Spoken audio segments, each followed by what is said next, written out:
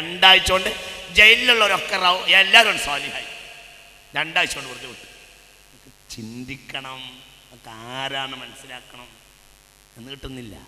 അവരെ മകനാണ് മഹാനായ 1936 ജനിച്ച മഹാനായ സയ്യിദ് മുഹമ്മദ് അലി ശിഹാബ് തങ്ങൾ. തങ്ങളുടെ പ്രത്യേകത എന്താ? തങ്ങളുടെ പ്രത്യേകത 100 കൊല്ലത്തിനിടയിൽ ഇങ്ങനെ ഒരു മനുഷ്യനെ എല്ലാം ഇങ്ങനെ തികഞ്ഞ ഒരാളെ എൻ്റെ ചരിത്രാന്വേഷണത്തിൽ കണ്ടിട്ടില്ല. ഇനി ഒരാൾ കണ്ടിട്ടുണ്ടെങ്കിൽ പറയാം, ഞാൻ കണ്ടിട്ടുണ്ടെങ്കിൽ പറയാം. വിരോധമല്ല, ഒരു ചരിത്രാന്വേഷണമാണ്. ഞാൻ കണ്ടതിനപ്പുറം കണ്ടവരാണ് കൂടുതൽ ആളുകൾ. ഞാൻ അത്ര കൂടുതലൊന്നും കണ്ടിട്ടില്ല. എന്നാലും 100 കൊല്ലത്തിനിടയിൽ മുഹമ്മദ് അലി ശിഹാബിനെ പോലെ എല്ലാം തികഞ്ഞ, ഇത് ഉള്ളതൊക്കെ തികഞ്ഞ ഒരാളെ, ബഹുമാനപ്പെട്ടവർക്കുണ്ടായിരുന്നതൊക്കെ തികഞ്ഞ ഒരൊറ്റ വ്യക്തിയെ 100 കൊല്ലത്തിനിടയിൽ ഏഷ്യൻ രാജ്യങ്ങളിൽ ഞാൻ കണ്ടിട്ടില്ല. എന്താ ഏഷ്യൻ രാജ്യം എന്ന് പറയാൻ കാരണം? ഏഷ്യക്ക് പുറത്ത് ചരിത്രമില്ല എന്നാണ് ചരിത്രം. ഏഷ്യയാണ് ചരിത്രത്തിൻ്റെ മണ്ണ്. 4 വേദഗ്രന്ഥങ്ങളും ഏഷ്യയിലാണ്. 95% പ്രവാചകന്മാരും ഏഷ്യയിലാണ്. എല്ലാം ഏഷ്യയിലാണ്. യൂറോപ്പിൽ പോയ ദുൽഖർനൈൻ നബിയാണെന്ന് സംശയം. എന്താണെങ്കിലും അടുത്ത കാലത്തൊന്നും ഇവർക്കൊരു ഒന്നും മനസ്സിലാവില്ല എന്ന് പറഞ്ഞ് മടങ്ങിയെന്ന് അൽക്കൗഫിലുണ്ട്. യൂറോപ്പിലേക്ക് പോയ ദുൽഖർനൈൻ റളിയല്ലാഹു അൻഹു നബി അല്ല. യൂറോപ്പിൽ ഒരു നബി, ഒരു സംസ്കൃത പ്രവർത്തനം, ഒരു സിവിലൈസേഷൻ നടന്നിട്ടുണ്ടാവില്ല എന്നൊന്നുമില്ല. പക്ഷേ ഖുർആനിൽ പറയപ്പെട്ട പ്രവാചകന്മാരുടെ ചരിത്രമൊന്നും അവിടെ ഇല്ല. ലോകത്തെ ചരിത്രം, ഏഷ്യയുടെ ചരിത്രം. ഇനി ചരിത്ര കുതികളായ വിദ്യാർത്ഥികൾക്ക് അന്വേഷിക്കാം. നിങ്ങളെ കുറച്ചാളുകൾ രാഷ്ട്രീയക്കാരനായി കണ്ട്, കുറച്ചാളുകൾ കാളിയായിട്ട് കണ്ടു, കുറച്ചാളുകൾ രാഷ്ട്രീയ നേതാവോ ആത്മീയ നേതാവോ ലാ ഇലാഹ ഹൗലായി വലാ ഇലാഹ ഹൗലായി ചർച്ച ചെയ്ത് സമയം കളഞ്ഞു. ഇതെന്താണെന്ന് മനസ്സിലാക്കി. ഞാൻ മനസ്സിലാക്കിയിടത്തോളം എല്ലാം വിൽക്കുന്ന ഒരു സൂപ്പർ മാർക്കറ്റിൽ കയറിയിട്ട് ഒരാൾ എല്ലാ ദിവസവും അരി വാങ്ങിപ്പോരുന്നുവെങ്കിൽ അതാണ് നമ്മളും ശിഹാബ് തങ്ങളും തമ്മിലുള്ള ബന്ധം.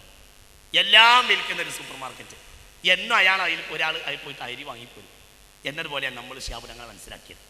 അതേ സൂപ്പർ മാർക്കറ്റിൽ നല്ല ഫിഷ് വിൽക്കുന്നുണ്ട്, അത് ഇയാൾ കണ്ടിട്ടില്ല. അതേ സൂപ്പർ മാർക്കറ്റിൽ നല്ല പെർഫ്യൂം വിൽക്കുന്നുണ്ട്, അത് ഇയാൾ കണ്ടിട്ടില്ല. അതേ സൂപ്പർ മാർക്കറ്റിൽ നല്ല ഇറ്റാലിയൻ ഷൂ വിൽക്കുന്നുണ്ട്, അത് ഇയാൾ കണ്ടിട്ടില്ല. അതേ സൂപ്പർ മാർക്കറ്റിൽ നല്ല സൂട്ട് വിൽക്കുന്നുണ്ട്, ആ ഭാഗത്തേക്ക് ഇയാൾ പോയിട്ടേ ഇല്ല. വലിയ ഷോപ്പിംഗ് മാള്, ഇയാൾ എന്നും അരി വാങ്ങിപ്പോന്നാൽ ഇയാൾക്കത് അരി പീടികയാണ്. അതുപോലെ രാഷ്ട്രീയക്കാർക്ക് രാഷ്ട്രീയ നേതാവ്, കുറച്ചാളുകൾക്ക് കാളി. ഈ മനുഷ്യനെ മനസ്സിലാക്കിയിട്ടില്ല. 100 കൊല്ലത്തിൽ ഒരാൾ വരും അഹ്ലു ബൈത്തിൽ നിന്ന്. യബ്അസുല്ലാഹു ഫീ റഅസി കുല്ലി മിഅ റജുലൻ മിൻ അഹ്ലി ബൈതി യുജദ്ദിലു ലഹും ദീനഹും എന്ന ഹബീബായ റസൂലുള്ളാഹ്. 100 കൊല്ലത്തിൽ ഒരാൾ വന്നേ മതിയോ? എന്താ അയാൾ ചെയ്യേണ്ടത്? യുസ്ലിഹുന്നാസ ഫീ ഉമൂരി ദുനിയാ വൽ ആഖിറ. ദുനിയാവിയും ഉഖ്റവിയുമായ കാര്യത്തിൽ പരിവർത്തനം കൊണ്ടുവരും. എൻ്റെ തങ്ങൾ രാഷ്ട്രീയത്തിൽ ഇറങ്ങിയത് ശരിയായില്ല, ചില ആളുകളുടെ അഭിപ്രായം. എടാ, തങ്ങളായാൽ രാഷ്ട്രീയത്തിൽ ഇറങ്ങും. മുഹമ്മദ് നബിയുടെ ഏറ്റവും വലിയ പ്രാർത്ഥന തന്നെ റബ്ബന ആതിന.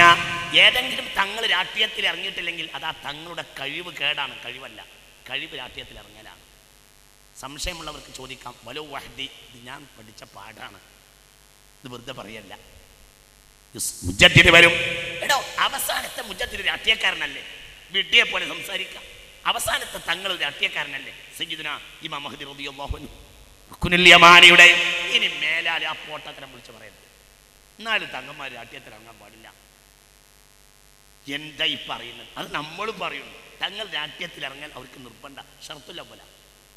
അതൊന്നാം ഷർത്താണ്. കണ്ണിങ്ങനെ എടുത്തിട്ട് ഇന്നെ നോക്കിയിട്ട് പേടിപ്പിക്കണ്ട. പഠിച്ചിട്ടില്ലെങ്കിൽ ഞാൻ പഠിച്ചിട്ടില്ല എന്ന് പറയാം. അത് ഷർത്തുല്ല പോലെ. എന്തുകൊണ്ട്? റുക്നുൽ യമാനിയുടെയും റുക്നുൽ ഹജറിന്റെയും ഇടയിലുള്ള സ്ഥലത്തിരുന്ന് ബൈഅത്ത് സ്വീകരിക്കും അവസാനത്തെ മുജദ്ദിദായ മഹാനായ മുഹമ്മദ് ഇബ്നു അബ്ദില്ലാഹ് ഇമാം മഹ്ദി റളിയല്ലാഹു അൻഹു. ഒരു രാത്രി ബൈഅത്ത് സ്വീകരിക്കും. 2 നാട്ടുകാരാണ് ആദ്യം ബൈഅത്ത് ചെയ്യുക, മദീനക്കാരും യമൻ ഇറാഖികളും. ആ ബൈഅത്ത് കഴിഞ്ഞാൽ എന്താ ബൈഅത്ത്? മോഷ്ടിക്കരുത്, കളവ് പറയരുത്, കള്ളുകുടിക്കരുത്, വ്യഭിചരിക്കരുത്, നിസ്കരിക്കണം, നോമ്പ് വെൽക്കണം, സാലിയാകണം, സാദിഖാകണം, ഇതൊക്കെ പറഞ്ഞ് ബൈഅത്ത് സ്വീകരിക്കും. രാത്രി ആ ഉഖ്റവിയായ കാര്യങ്ങളൊക്കെ പറഞ്ഞിട്ട് ബൈഅത്ത് സ്വീകരിക്കും മഹ്ദി ഇമാം റളിയല്ലാഹു അൻഹു. എവിടെ? അന്ത്യനാളിൽ അവസാനത്തെ തങ്ങളാണ്, മുജദ്ദിദായ അവസാനത്തെ തങ്ങളാണ് ഇമാം മഹ്ദി റളിയല്ലാഹു അൻഹു. ബഹുമാനപ്പെട്ടവർ പോലും സംശുദ്ധ രാഷ്ട്രീയത്തിന്റെ വക്താവാകുന്നു. ആദ്യം ബൈഅത്ത് സ്വീകരിക്കും. റുക്നുൽ യമാനിയുടെയും റുക്നുൽ ഹജറിന്റെയും ഇടയിൽ ഇരുന്നിട്ട് ബൈഅത്ത് സ്വീകരിക്കും. നേരം വെളുത്താൽ എന്ത് ചെയ്യും? നേരെ ജൂത രാഷ്ട്രീയത്തെ തകർക്കാൻ വേണ്ടി യൂറോപ്പിലേക്ക് പുറപ്പെടും. പിറ്റേന്ന് രാവിലെ. തലേന്ന് ആഖിറത്തിൽ ബൈഅത്ത് ചെയ്യും, പിറ്റേന്ന് രാഷ്ട്രീയത്തിൻ്റെ ധാർമ്മിക മാറ്റത്തിന് വേണ്ടി ജനങ്ങളെയും കൂട്ടി യൂറോപ്പ്. നിങ്ങൾ ശ്രദ്ധിക്കണില്ലേ?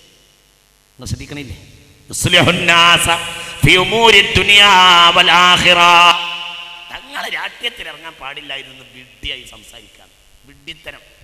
പഠിച്ചാലും വിഡ്ഢിത്തരെ പറയൂന്ന് നടക്കുന്നവരുണ്ട്. അതോ പഠിക്കാതെ പഠിച്ചു എന്ന് പറയലാണോ? അല്ലാഹു അഅലം. ഏതായാലും ഇതിനി പറയരുത്. ഇത് ശർത്തുൽ അവ്വല. ഒന്ന്. രണ്ടാമതായി മുർസലീങ്ങൾക്കുള്ള 3 കഴിവുകൾ അവരിൽ ഉണ്ടാവും. മുർസലീങ്ങൾക്കുള്ള 3 കഴിവും ഒരുപടി ഉണ്ടാവും. എൻ്റെ മുജദ്ദിദിന് 3 കഴിവുണ്ടാവണം. അപ്പോൾ മുർസലാണോ? അല്ല, മുർസലൊന്നുമല്ല. മുജദ്ദിദിന് മുർസലൊന്നും ആവേണ്ടതില്ല. പക്ഷേ ആലിമ്യങ്ങൾ, സാധാരണ ആലിമ്യങ്ങൾ നബിമാർക്ക് ഈക്വല. അപ്പോൾ പിന്നെ മുജദ്ദിദ് മുർസലിന് ഈക്വല എന്നൊരു വിഷയമല്ല. ഈ മുജദ്ദിദ് മുഹമ്മദ് നബിയുടെ തഹ്തില സ്വല്ലല്ലാഹു അലൈഹി വസല്ലം. قد أرسلنا رسلنا بالبينات وأنزلنا معهم الكتاب والميزان ليقوم الناس بالقسط وأنزلنا الحديد فيه بأس شديد ومنافع للناس. മുജദ്ദിദീങ്ങൾക്ക് 3 കഴിവുണ്ടാകണം. മുർസലീങ്ങളുടെ കഴിവ്. ഒന്ന്, വഅൻസൽനാ മഅഹുൽ കിതാബ്, അവർക്ക് നിറഞ്ഞ വിജ്ഞാനം ഉണ്ടാകണം. കിതാബ് എന്നാൽ വിജ്ഞാനം. ഞാൻ പറയട്ടെ, ഈ കസേരയിൽ ഇരുന്നവരിൽ 100 കൊല്ലത്തിനിടയിൽ ഇങ്ങനൊരു വിജ്ഞാനി ഉണ്ടായിട്ടില്ല. ഭയങ്കര വിജ്ഞാനി. മുജദ്ദിദിന്റെ മറ്റൊരു പ്രത്യേകത, അവർക്ക് മുത്തറജിം ഇല്ലാതിരിക്കും. ലോകത്തെ ഏത് രാഷ്ട്രീയ നേതാക്കന്മാരുമായും മുത്തറജിം ഇല്ലാതെ സംസാരിക്കും. അഗാധമായ പാണ്ഡിത്യം ഈ കസേര. അപ്പോൾ പിന്നെ ബാപ്പയേക്കാൾ മഹാനാണോ? ബാപ്പയേക്കാൾ മകൻ മഹാനാവുന്നതിൽ എന്ത് വിരോധമുള്ളത്? ബാപ്പയല്ലേ സയ്യിദുന ഇബ്രാഹിം, മകനല്ലേ സയ്യിദുന മുഹമ്മദ്. ഫഹുവ അഫ്ളലു മിൻ ബികസീരിൻ മിൻ ഇബ്രാഹിം ഫഇന്നഹു ദഅലി മുഹമ്മദിൻ ഫഖാല ഇന്ന അന ദഅവതു അബി ഇബ്രാഹിം. ഞാൻ എൻ്റെ ബാപ്പയുടെ ദുആഇന്റെ ഫലമാണെന്ന് മകൻ പറയുന്നുണ്ട്. എന്നിട്ടും ബാപ്പയേക്കാൾ മഹാനാണ് ആര്? മകൻ. ഈ ദിക്കേറും കടന്ന് ബാപ്പമാരുടെ അപ്പുറത്തിൻ്റെ അപ്പുറം പോയ ആ കുടുംബത്തിലെ ഈ 100 കൊല്ലത്തിനിടയിൽ ഞാൻ കണ്ട ഏറ്റവും വലിയ ആൾ മഹാനായ സയ്യിദ് മുഹമ്മദ് ശിഹാബാണ്. സംശയം വേണ്ട. പിന്നെ അടുത്തിരിക്കുമ്പോൾ വില നമ്മൾ അറിയൂല. എന്താണ് മനുഷ്യൻ്റെ വിജ്ഞാനം? ഭയങ്കര. قد أرسلنا رسلنا بالبينات وأنزلنا معهم الكتاب. ഇത് ഷെയ്ഖ് അബ്ദുൽ ഖാദിർ ഈസയുടെ അൽ ഹഖായിഖ് ഫി തസവ്വുഫ് എന്ന ഗ്രന്ഥത്തിൻ്റെ പരിഭാഷയാണ്. ബഹൗദ്ദീൻ നദ്വിയാണ് ഇത് പരിഭാഷ ചെയ്തിട്ടുള്ളത്. ഈ പരിഭാഷയ്ക്ക് ഒരു ആമുഖം എഴുതിയിട്ടുണ്ട്. പൊതുവേ പരിഭാഷകൾ ഞാൻ വായിക്കാറില്ല, എനിക്ക് താല്പര്യമില്ല. ഇതിൻ്റെ ആമുഖം കണ്ടപ്പോൾ വല്ലാത്തൊരു അത്ഭുതം തോന്നി. നോക്കുമ്പോൾ മുഹമ്മദ് ശിഹാബ് എഴുതി. എന്താണ് ഈ മനുഷ്യൻ്റെ വിവരം? ഞാൻ ബഹൗദ്ദീൻ നദ്വിയോട് ചോദിച്ചു, എങ്ങനെ നിങ്ങൾക്ക് ഈ മനുഷ്യൻ്റെ ആമുഖം കിട്ടിയത്? അപ്പോൾ പറഞ്ഞു, മുനവ്വർ ശിഹാബ് തങ്ങളെ കോലാമരോൽപൂർ ഇസ്ലാമിക യൂണിവേഴ്സിറ്റി ചേർക്കാൻ വേണ്ടി പോയപ്പോൾ തങ്ങൾക്കൊരു ഒഴിവ് കിട്ടി. അങ്ങനെ മലേഷ്യയിലെ ഒരു ഹോട്ടൽ മുറിയിൽ ഇരുന്ന് എഴുതിയതാണ്. എന്താ പറയുന്നത്? പറഞ്ഞത് തിരിയണമെങ്കിൽ നിങ്ങൾ ആദ്യം ഒന്ന് നട്ടം തിരിയണം. അല്ല, എന്താ പറയുന്ന വിജ്ഞാനം! ഭയങ്കര. തസവുഫ് ഇസ്ലാമിന് പുറത്താണെന്നുള്ള വാദഗതികൾ ഉന്നയിക്കപ്പെടാറുണ്ട്. എന്നാൽ തസവുഫിനെ ഇല്ലാതെ ഇസ്ലാം പൂർത്തീകരിക്കപ്പെടില്ലെന്ന് തിരിച്ചറിയാൻ വൈകിയിരിക്കുന്നു. തസവുഫിനെതിരെ ഈ വാദഗതികളുടെ പരാമർശങ്ങൾ ഉന്നയിക്കുന്നവർ അതിനെ മനസ്സിലാക്കണം. പ്രശ്നങ്ങളുടെ പശ്ചാത്തലത്തിൽ ഉടലെടുത്ത ഫിഖ്ഹും അഖീദയും തസവുഫും ദീനിൽ കടത്തിക്കുട്ടിയ പുതിയ വാദങ്ങളൊന്നുമല്ല. ഖുർആനിൻ്റെയും ഹദീസിൻ്റെയും അടിത്തട്ടിലാണ് അവ നിർമ്മിക്കപ്പെട്ടിട്ടുള്ളത്. അവക്ക് നൽകാനുള്ള സന്ദേശങ്ങൾ ഉൾക്കാഴ്ചയോടെയുള്ള ഖുർആൻ ഹദീസ് ഉദ്ധരണികളാണ്.